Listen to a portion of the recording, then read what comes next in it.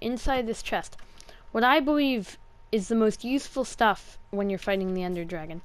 Now keep in mind, before I open this chest, this isn't a completely correct list. Like, think about what else you might need, because there might be some stuff I missed. And not all of this is required, so don't just pause the video and go grab everything as soon as you see what you need. Because I'll talk about what I think you'll need, what is like not really necessary, and what is like absolutely just needed. So we have armor. This isn't very specific, just good armor. I suggest enchanted. I forgot to add feather falling. That's very useful. Because if the dragon like swoops you up into the air, unless you're really good at water bucket MLGs, that's going to be hard. And it doesn't even need to be netherite. You can go in there with diamond. However good you are, however your skill level is. A good sword, you know, if you're on bedrock, definitely a sword. If you're on Java, maybe you can use an axe. Some people like to do that. A bow. So punch doesn't do anything to the dragon, so power 5 is like, you know, that's going to be really useful. You can also have infinity, or if you want to, and I'd say mending is also very useful, I forgot to mention. Because at the end you get so much XP. If your if you're bringing your really good armor, put mending on it. That way you can use some of the XP on your armor, and it'll be much better. Arrows, again, you can just bring one if you have, you know, if you do bring mending, infinity on this. Snowballs people like to bring to take out the towers, but that's not completely necessary in my opinion. I just bring a bow. I don't think that snowballs are really necessary. If you're in hardcore, no doubt bring totems if you have them. Totems, for those of you who've never had one and don't know, they're so useful.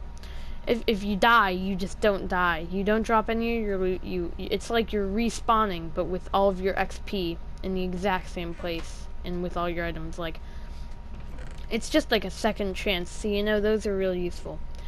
We got some blocks so you can tower up. This is just a needed. You know, you need good, like, some blocks.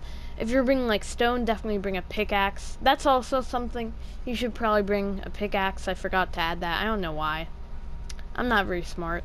Oh, and if you want the dragon egg, this isn't very like needed, but bring a torch or a slab, or you can look up how to do it, how to get the dragon egg. It's pretty easy. You don't need much.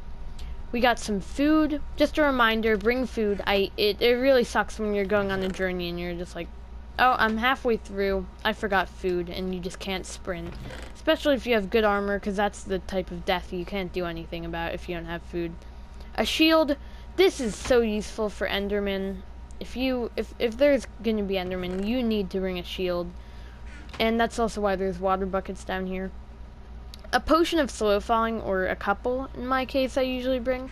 They're very useful. If you're good at like MLGs, you can maybe not, like, you could skip that, but I'd definitely suggest them, because when the dragon swoops you up in the air, you know, that's gonna be annoying.